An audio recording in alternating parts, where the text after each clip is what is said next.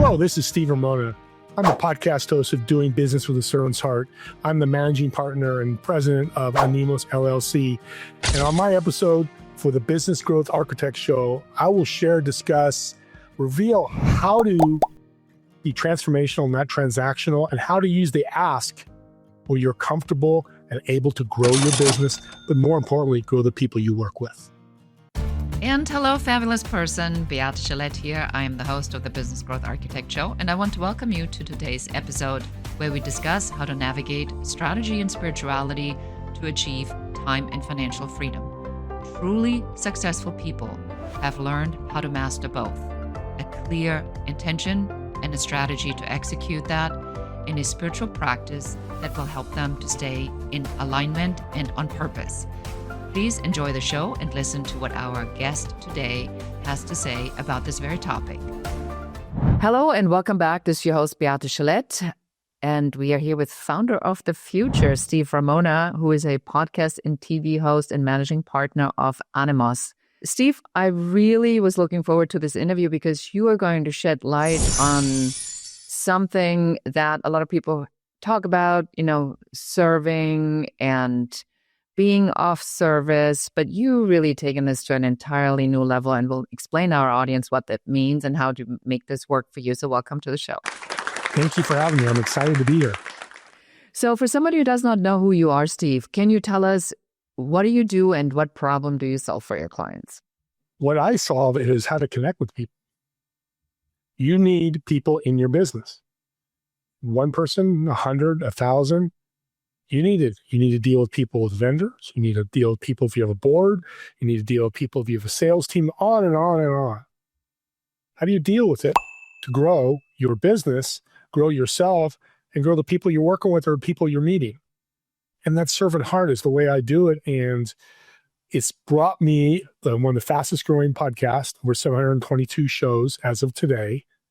And I get guests every day. I get referrals for guests, people begging to be on my show.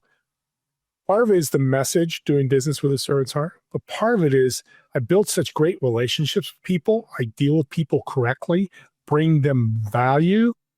People want to introduce me left and right. Well, and as a matter of fact, I was just going to make you an introduction like when we talked about 3 minutes ago before we went on the show. So explain the concept. I think in theory, everybody understands, you need people, build your network is your net worth. But what does it actually mean to connect with people? What's your point of view on this? It's the greatest feeling in the world, and here's why. I have an ASLA principle. You probably bring it up, but I'll bring it up now. It works for everybody. ASLA. Write that down. ASLA. Ask as you meet somebody. First time, second time, ask that question. Shut up and listen. And then when you're done listening and they're done, ask another question. The shut up and listen is the bridge that people miss out. And if you think of an image that people get is a Zoom room, 10, 15 people, some of the rooms are black. Their videos are off. Nothing wrong with that. Maybe they ran to the bathroom, somebody's at the door, whatever it may be. Maybe they are listening. But those people that left the room for a bit, are they really listening? No. I'm not judging that, but that's what you want to think about. Because every time I see a black, I'm like, wonder if they're really hearing me. I don't judge, I just wonder. But that's that bridge that we need to, because I could ask you a question, shut up, and say I asked you a question, how long you been doing business? And you say, I've been doing it 10 years. And I go, why do you work with babies? Well, I wasn't listening. If you ask me, I've been with 10 years. Hey, what are your challenges in the last 10 years, if any? Well, this. Okay, so then one of the challenges is meeting people. How are you meeting people right now? Where are you getting your potential leads? Oh, there. And as I listen, I build this script. And I just thought of this just now. This beautiful script of how I'm learning, taking it in, and how I can help them. Maybe it's an intro. Maybe it's a resource. Maybe it's a tip. Maybe it's a quote I heard. But the key word here is value, value, value. You should be bringing value to everybody you meet. That's not 100%. I'm not 100%, but that's my goal. When I jump in, you did a beautiful thing before we started this show. You centered yourself. And I felt so comfortable, so in line. That's what I do, is center myself. How am I going to bring value to This person I don't even know. So using the ASLA principle and doing that, I can pull stuff out of the air. And here's the cool thing. Anybody can do it, B. Anybody. I just take action and do it. So if you want to take action and do it, oh my God, it's gifts that you're giving and getting every day.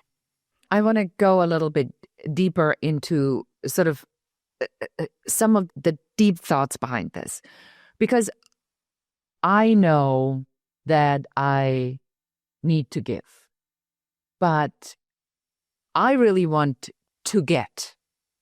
So are you saying that most people, when they are giving, they're pretend giving and wondering when it's their turn to get? Is that how most of these conversations go? Great question, and no. And here's why. And I love that this is such a great question. Oh my God, I'm falling in love with you. Don't tell your husband. Because that's the key, is when you bring value to people, I don't care, walk of life, any of that, we're human. And you take care of somebody with whatever that is, they're probably going to ask you, how can I support you? I get it. It happens 95% of the time when I'm on a call. Oh my God, Steve, I had a lady yesterday. She sent me a beautiful email this morning. That was one of the greatest calls I've been on. Again, how can I support you? Well, I can't get you that today, but they'll think about it when they meet other people, go, God, you got to meet Steve. So every time we bring that value of gift, I've never had somebody walk away and tell somebody else, yeah, I met Steve Ramona, what an a-hole he is. Never. I did 1,800 referrals last year. Never. Because my whole goal and mindset is how I can support you. Today, how can I support B? Be the best, passionate guest, bring information, be willing to help. Never been on your show before, but you start with that premise on everything that you do in person or online. The probabilities are very high that it's going to end up being a good call. It may never be money. It may be just somebody, hey, I like you, you like me, let's stay connected. To me, that's a win. What do people get wrong about this? And, one of the things that sticks out, so number one, the first thing that came to mind when you were just sharing this is the quote, how you do one thing is how you do everything. And what I'm hearing you say, it's actually the way you do things. That's just the way you do things. It's not an agenda. It's not a trained thing. You decided one day that was what you wanted to do, and that's just the way how you do things.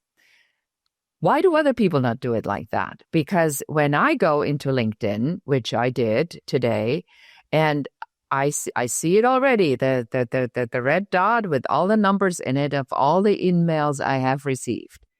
And some even try to do a half-assed attempt at referring to something. Are you still involved in spirituality and strategy? Hey, do you look for 5 to 10 more clients a month? Here's my link. What is wrong about this, and why does this not work? And why do I have such I want to say vomit feeling when I or resistance already when I see this? What's happening to me psychologically, and what should they do instead? Well, I just vomited myself. Let's see if you start, because I hear those all the time. I love that. It's how we're training these people. I was in a sales course for a year. The guy said, you should sell every call. I'm a 99% race. You jump on a call with me, I will sell you a $10,000 package. And I thought that's what sales was. And I'm like, one, that doesn't feel good. It's vomity. It's icky. Mm-hmm. So I think a lot of our mentorship is part of it. I think desperation. I need money. I'm broke. COVID, am I going to go out of business? All these fears. And they're somewhat legitimate, but you're letting the fear control you. And everybody's heard this a million times, but I'll say it. You control the fear by just going out and just building relationships. Here's the other thing. People go when I ask, well, Steve, how do I do it? Well, what do you do? I don't care. How can you do that? Because that's my mindset. Jumped on a call with you. I helped you. I say, absolutely be a guy.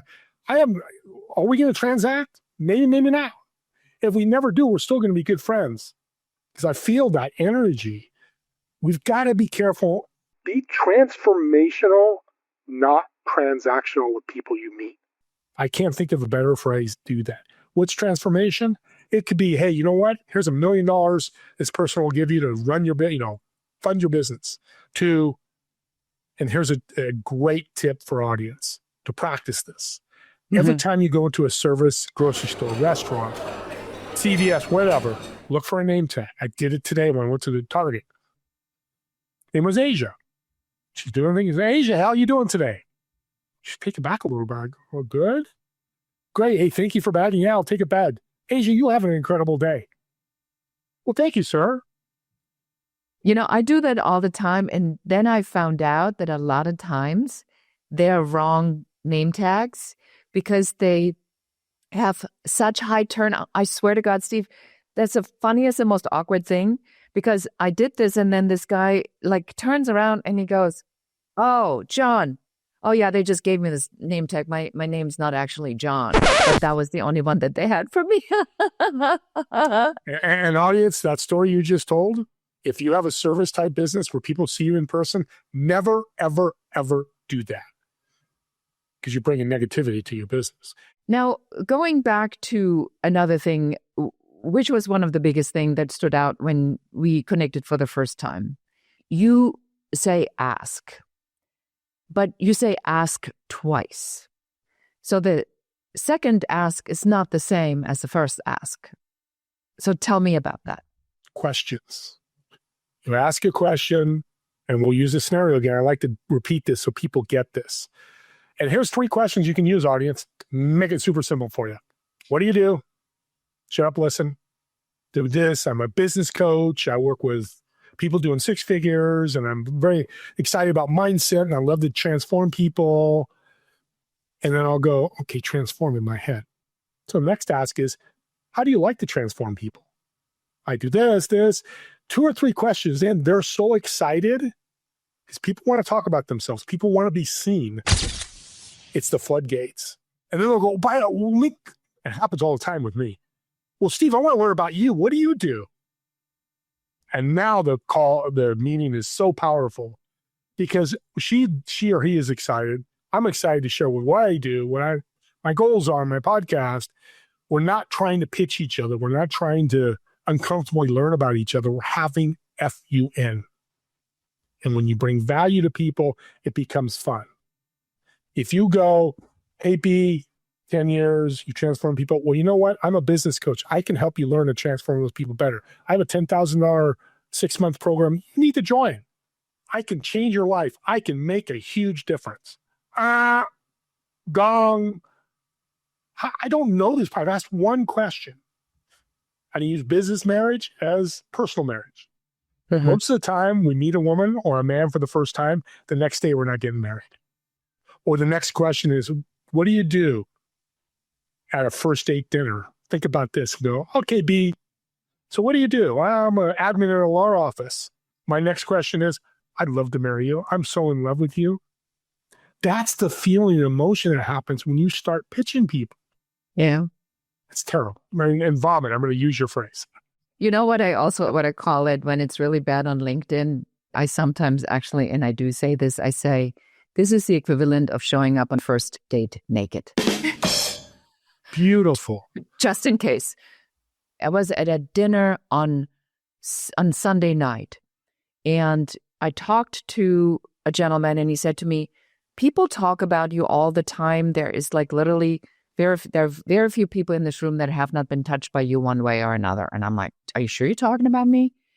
And he says, well, but they do. And I'm like, well, but when I talk to people, I genuinely want to know how they are.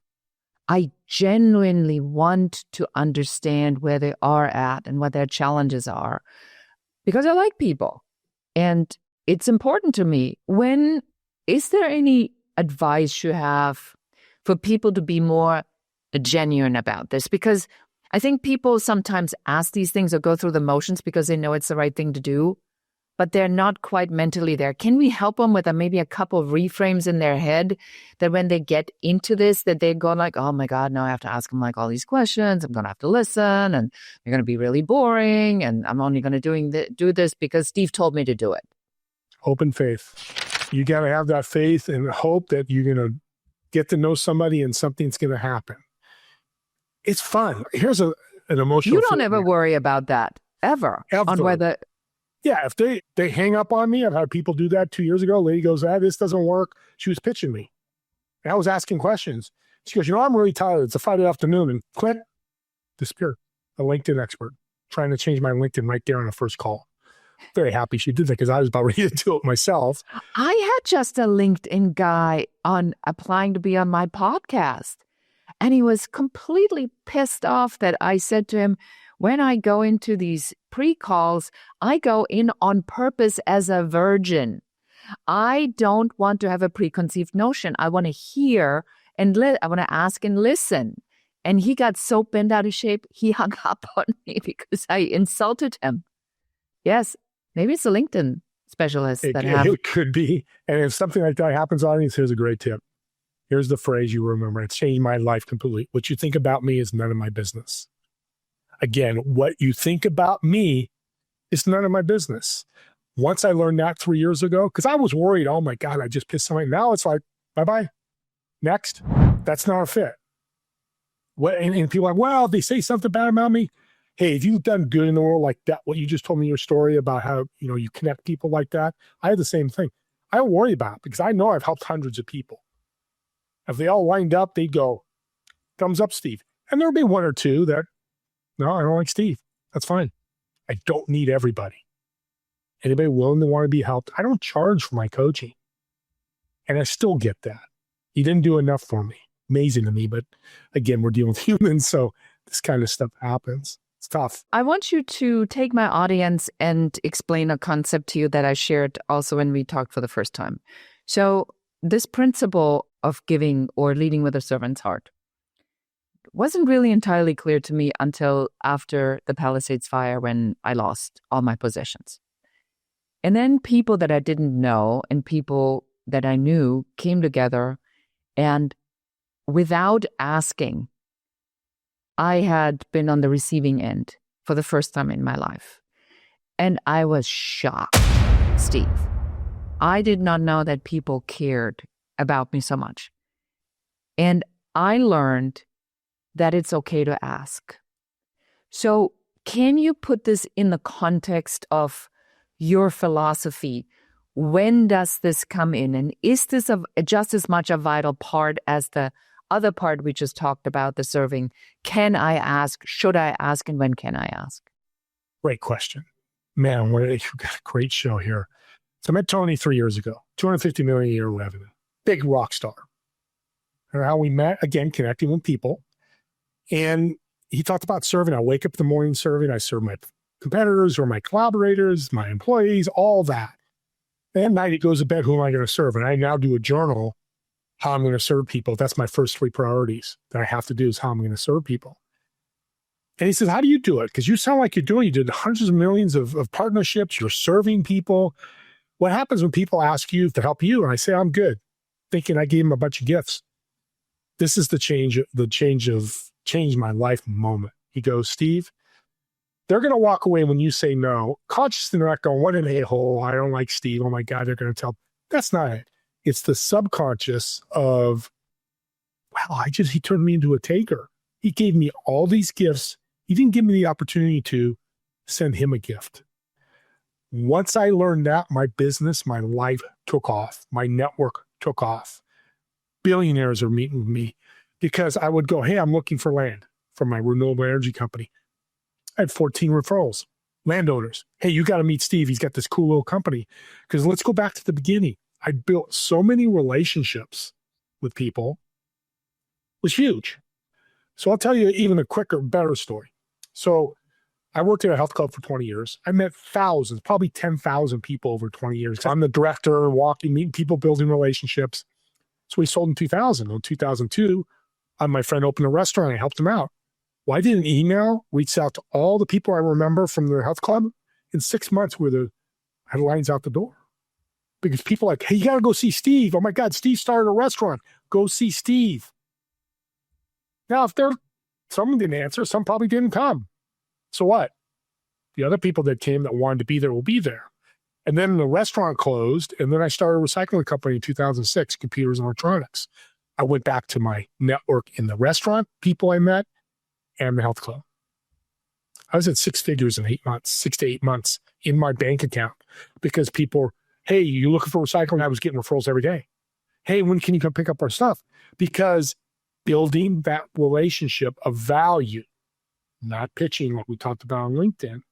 You're like, he's a good dude. Yeah, I'm going to help him out. Plus, I'm bringing him value too. I'm recycling their product or bringing him good food. So it's a shared transformation. I did it 5 weeks ago. I needed $25 million for our company. Reached out to 40 people. Yes, on my podcast.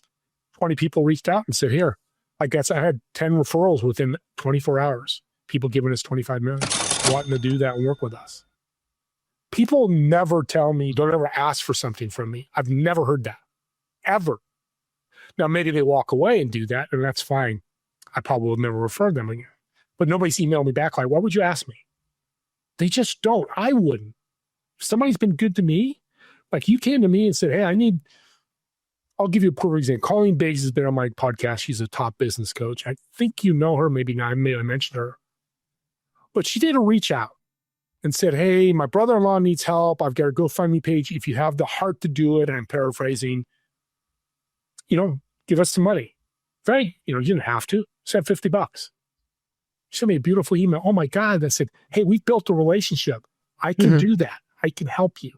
She said, I had so many people reach out. Just like you with the Palisades, you've built these beautiful relationships that people want to cultivate. How difficult was it for you to ask? Hard. What is it about that? How are they going to look at me? What are they going to think of me? I don't get anything from the ask. Those 3 things are bollocks. Doesn't matter. Like those 20 people didn't give me money. I still love them. And I truly love them. I'm not going to judge them because they didn't send me. Maybe they didn't know anybody. How they feel about me, again, what you think about me is none of my business. I don't care. I'm a great guy. I want to help people. That's my purpose in life right now. Changes, I don't think it'll ever change. And I forgot the first one. Once I realized I can ask, again, if somebody comes back very hard on you and very judgmental, they're out of your circle. Just don't communicate with them ever again.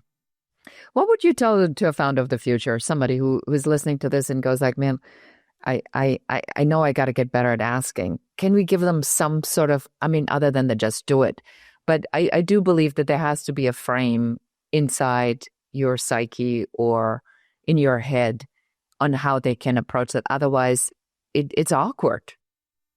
Mentors. And that could be, I'm reading a fantastic book of a guest on my podcast. He took Think and Grow Rich and found the secret sauce of success. He talks about once a week, go out. If marketing, you need help with marketing, go find the best podcast in marketing and listen to 2 or 3 of the shows. Have them mentor you about marketing. You don't have to meet them in person. You listen to them on your own time. So you don't have to meet people in person because people are like, oh, I'm looking for a mentor, a book, a podcast, a blog, a newsletter. I get 3 powerful newsletters, one for my health that completely changed my life. Literally fasting. I was diabetic. I'm not diabetic anymore after 3 months. I'm off all my medicine. Life-changing because I listened to a mentor because another mentor of mine said, hey, read this book. He threw it at me. Say, hey, I've got diagnosed with diabetes.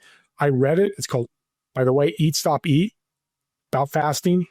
Completely changed. I've lost 42 pounds in 5 months. Losing weight. I feel healthy. Listen to the energy. I sound like a 20-year-old. I'm 63. Wow. But that's where mentorship comes. So don't think you have to meet B as a mentor. Now, B is my mentor, which she is, but I'm also reading. I'm also looking at newsletters. I'm also listening to podcasts, whatever that may be. It just adds to it. That's so beautiful. What you say is basically don't make it so damn difficult for no reason. These are very simple principles. Talk to people, interact with them as if you're genuinely interested, or only interact with people when you are genuinely interested in them. Ask them a question, listen, and make sure that you also don't upset the people that like you by not asking them for help when they want to help you. And just give them an opportunity to contribute to you. The most beautiful part in this was, I have a mentee, a woman who runs a climbing gym, and ridiculously smart and successful with a story and a tough upbringing, but brilliant. She was the one that drove, after she put her kids to bed for an hour and a half, to drop off a bag with a jacket when I got off the plane, because I didn't even have a jacket. And she brought me a copy of my own book, knowing that all my books had burned. And she said, "It's a good book. Somebody I care about gave it to me. You should read it. It has really good advice." Get goosebumps. See, that's what you've done. That's a story, audience. Listen to that story. You built a beautiful relationship from the heart, genuine, authentic. In the times of need, that's what the world's missing. We got times of need now, mental health problems and tariffs and all the crazy stuff that's going on.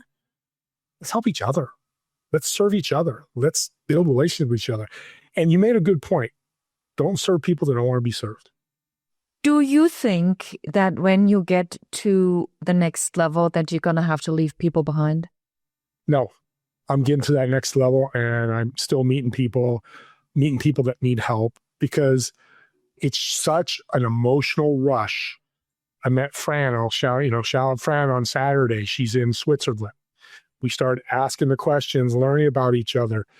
I gave her so much. She's like, "You just made my Saturday. I can't believe you did all this. I truly appreciate." And then, of course, I asked, "How can I help you? This is what I'm looking for." I might be able to help you. I might not. That's okay. That's what I'm looking for. See, that's the other thing.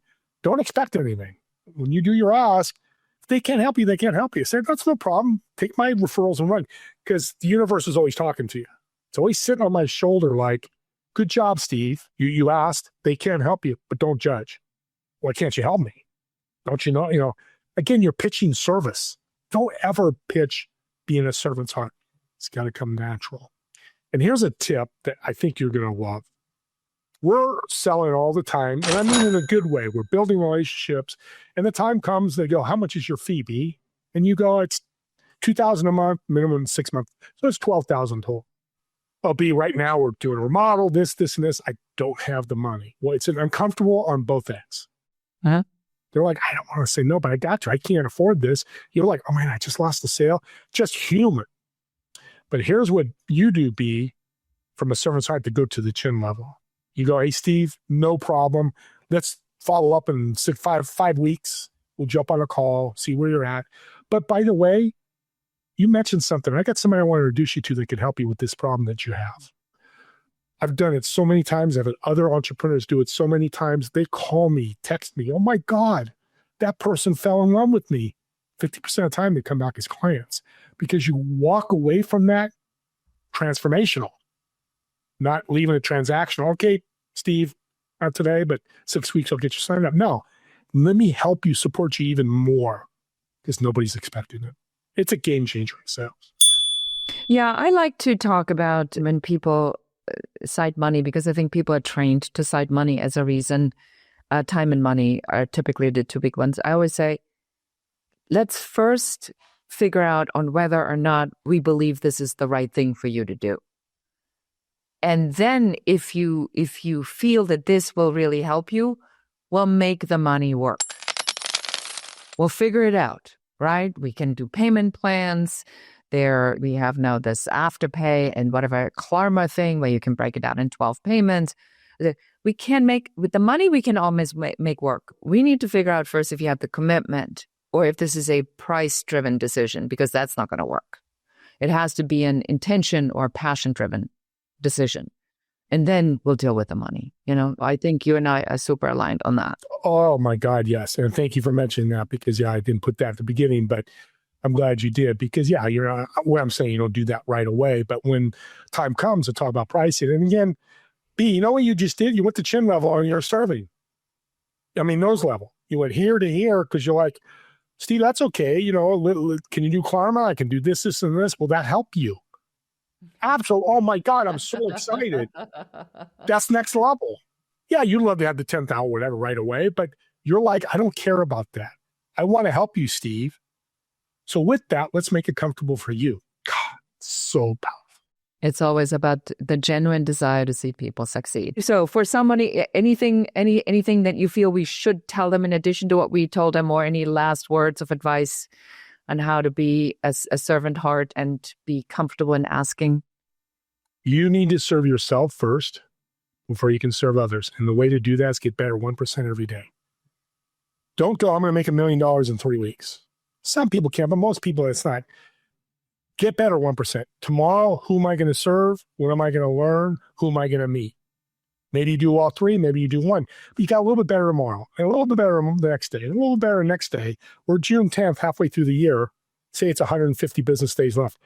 We've now increased 150% by January 1st, 2026. Think about this, audience. Will you have grown personally and professionally? I love it. And where can we find you? If somebody wants to know more about your podcast or learn about you, where do we send them, Steve? You can search Doing Business with a Servant's Heart. It'll pop up. It's the only podcast out there. Together We Serve on E360 TV. You could do that. Or you can email me, stevr1961@gmail.com. Again, stevr1961@gmail.com. I can get you set up on a podcast workshop for host or business mentoring I do every other Monday. Thank you so much. There's been an amazing, amazing conversation. I liked on how you simplified some of this often convoluted, how do I, and just talk to people. And it's really not that difficult. So thank you so much for being on the show. You're very welcome. It's been an honor. And that is it for us for today. So if you know someone that can benefit from learning how to ask for help or ask other people how they can be of service, please send them a link to the show. If we help one more person, that's one more person, and that person always matters. And with that, I say goodbye. So appreciate you being here. Thank you so much for listening to the entire episode. Please subscribe to the podcast, give us a 5-star review, a comment, and share this episode with one more person so that you can help us help more people. Thank you again. Until next time. Goodbye.